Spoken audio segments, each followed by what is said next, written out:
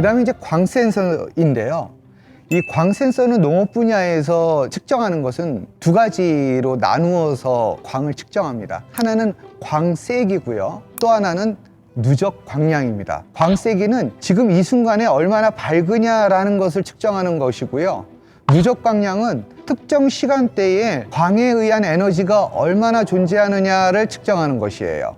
그래서 그 광의 단위도 좀 차이가 있습니다. 광세기는 와트 퍼 제곱미터예요. 1제곱미터에 몇 와트의 광이냐라는 것을 측정하는 것이고요. 누적 광량은 줄 퍼 제곱센티미터입니다. 이 줄이란 단어를 누적 광량으로 표현하게 되면 이 줄이 엄청 커져요. 막 몇만, 몇천 이렇게 되기 때문에 이것은 광세기와는 틀리게 제곱센티미터 단위로 잘랐어요. 그래서 제곱센티미터당 특정 시간대에 얼마나 누적 광량이 있느냐라는 것을 측정하는 것입니다. 통상 농업 분야, 특히 우리 스마트팜에서는요, 시간 단위 또는 하루 동안의 누적 광량을 측정을 해요. 그것은 참고적으로 좀 알아두시기 바랍니다. 그리고 광 부분에 있어서 좀 더 구체적으로 말씀을 드리겠지만, 광 측정할 때 이 태양광을 측정하는 것은 파장대가 좀 차이가 있어요. 파장대는 무엇이냐면요, 빛은 파동과 입자 덩어리, 광자로 이루어졌죠. 그래서 입자가 아닌 파동을 우리가 측정할 때 이 파동의 주기를 측정한 게 나노미터거든요. 근데 이 나노미터로 봤을 때 태양광의 파장 범위는 대략 30에서 3000 나노미터입니다. 파장이 작을수록 자외선이고 파장이 길수록 적외선을 넘어서는 거죠.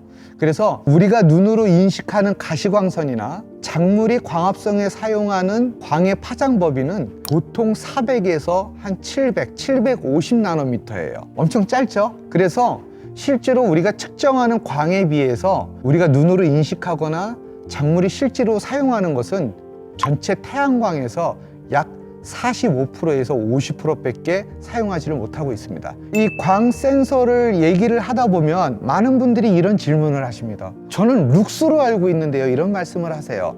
맞습니다. 룩스도요, 광도를 측정하는 단위입니다. 그러나 룩스는 농업 분야에서는 잘 사용하기가 어려운 부분이 있습니다. 왜냐하면 룩스는 사람의 시신경이 광에 대한 민감도를 측정하는 거거든요. 이게 무슨 뜻이냐고요? 이렇게 보시면 되겠어요. 같은 1와트의 광인데요, 하나는 빨간빛, 그러니까 약 한 700 나노미터의 광이 있고, 또 하나는 노란색과 주황색, 그러니까 약 500 나노미터의 광이 있다고 그러면요, 사람의 눈은 노란색과 녹색에 더 밝다라고 감응을 합니다. 그래서 룩스가 같은 와트임에도 불구하고 노란색이나 녹색의 파장대의 빛이 더 높은 룩스를 나타냅니다. 그렇기 때문에 작물 광합성에 활용을 하기 위한 광량의 측정에 있어서는 룩스를 사용하는 것보다는 와트나 줄을 사용한다는 거 꼭 기억해 두시기 바랍니다. 빛은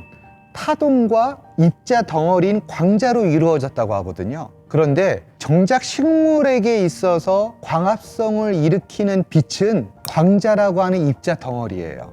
그래서 이 광자, 포톤이라고 그러죠. 이 광자가 잎에 떨어져서 광전 효과에 의해서 광합성이 이루어지는 일련의 과정을 겪는데요.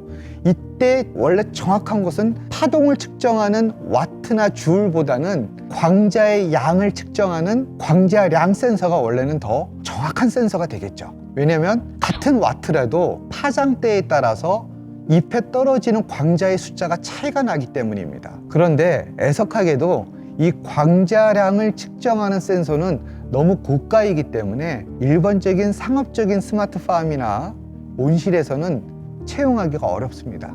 그래서 파동을 측정하는 와트나 줄을 측정하는 광 센서를 통해서 에너지 등을 염두해서 우리가 제어하고 관리하는 수밖에 없습니다. 그리고 이제 이산화탄소 측정 센서가 있는데, 이것은 뭐 되게 간단하죠. 이산화탄소의 농도가 얼마냐. 그런데 여기가 문제가 있어요. 이산화탄소 측정 센서가 이게 정확한지 안 정확한지를 알 수가 없잖아요. 그래서 이산화탄소 측정 센서를 관리하실 때는 주기적으로 0점을 잡아 주셔야 됩니다. 군대 갔다 오신 분들은 0점 사격이 생각이 나실 겁니다. 이 0점 사격이라는 것은 그런 거죠.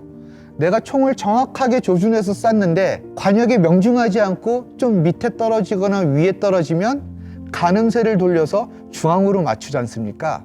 이산화탄소 농도 센서도 마찬가지입니다.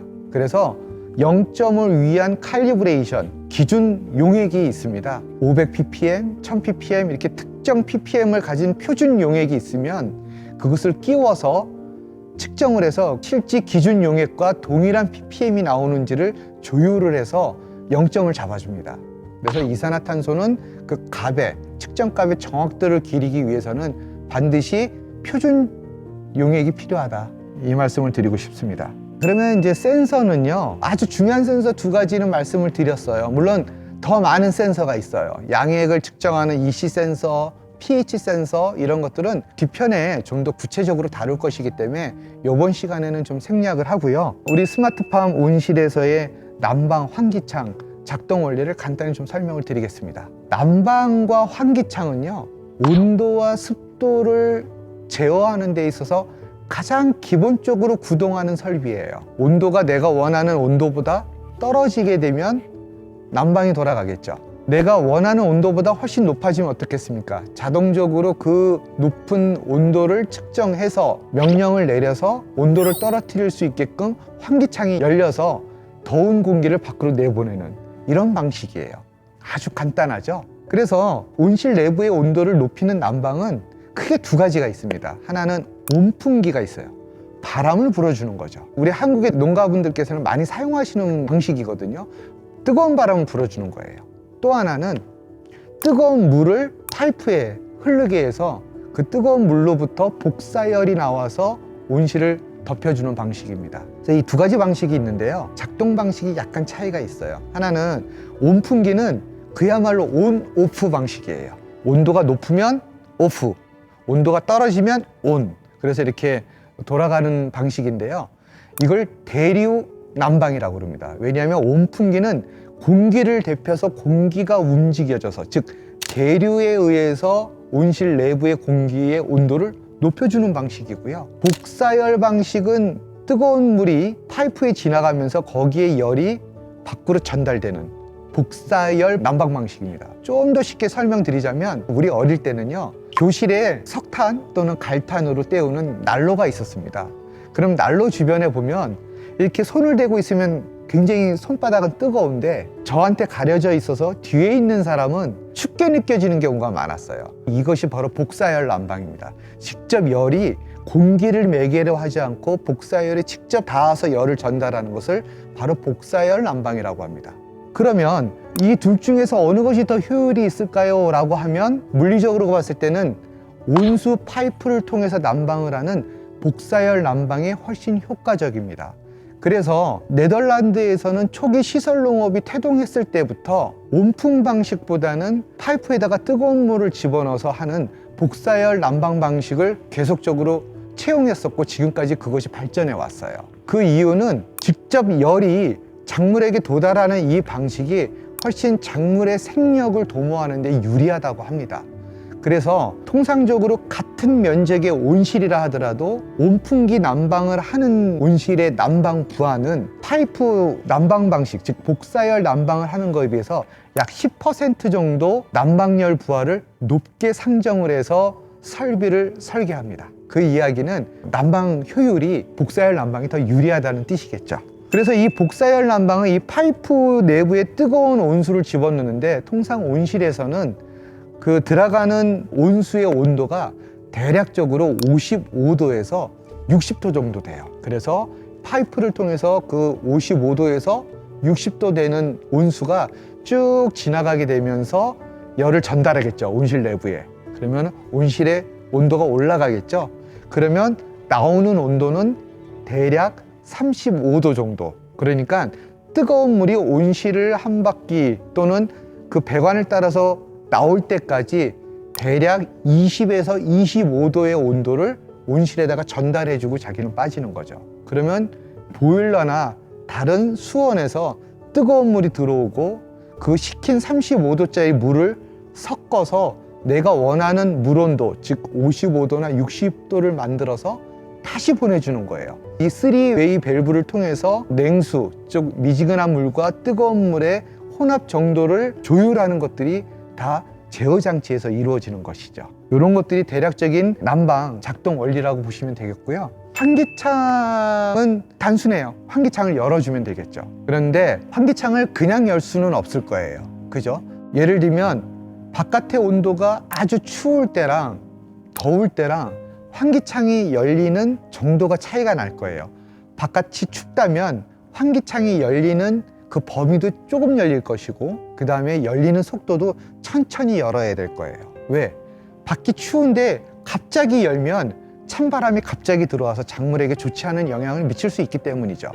그런데 이렇게 바깥의 온도가 찬지 더운지를 측정해서 환기창이 열리는 정도와 열리는 각도와 속도를 제어해 주려면요, 이것을 측정할 수 있고 이것을 가늠할 수 있는 장치가 필요하겠죠.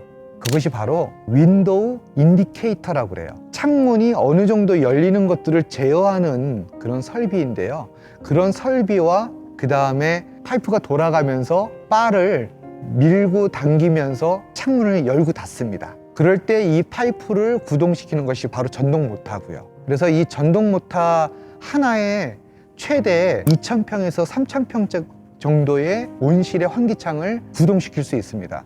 그래서 이런 이유 때문에 온실이 작다고 하더라도 들어가야 될 여러 기자재들은 거의 동일하게 한 세트가 들어가는 거기 때문에 온실 시공 비용을 기본적으로 낮추기 위해서는, 경제성이 있는 수준까지 떨어지기 위해서는 가급적이면 적정 면적 이상의 온실을 시공했을 때 좀 최적화가 될 수 있다, 이렇게 말씀드릴 수가 있습니다.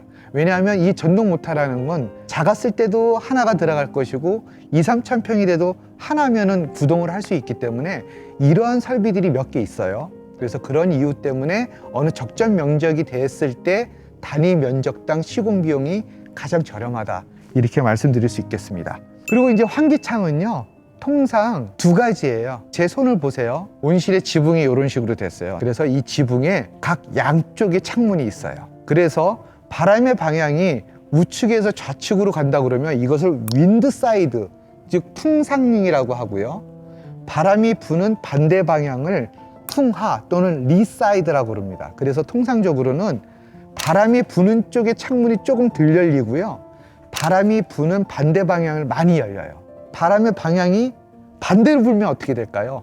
그러면 이쪽이 풍상, 윈드 사이드가 되고요, 바람이 부는 반대쪽이 리 사이드 또는 풍하 쪽이 돼서 이쪽이 다시 많이 열리게 되는 거죠. 그래서 바람이 부는 방향은 적게, 바람이 부는 반대 방향은 많이, 이런 식으로 설정값에 의해서 환기창이 열리고 닫힌다, 이렇게 보시면 되겠습니다. 그래서 이렇게 자연 환기 방식을 지금까지 스마트팜에서 채용을 하다 보니까 정밀하게 환경 제어를 하는데 좀 문제가 있어요. 또 하나, 특히 어떤 때 문제가 있느냐면 여름에 문제가 됩니다. 이 자연 환기 방식은 연력학 법칙에 의해서 공기는 뜨거운 데에서 온도가 낮은 찬 데로 이동을 합니다. 그래서 겨울철에 환경 제어를 할 때, 온도 관리를 할 때 온실 내부의 온도가 올라가면 환기창을 열면 어떻게 될까요?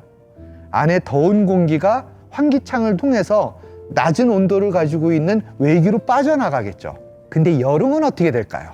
여름이 더 더워요. 바깥이 영상 40도예요. 근데 나는 온실의 온도를 25도로 맞추고 싶어요. 그래서 환기창을 열었습니다.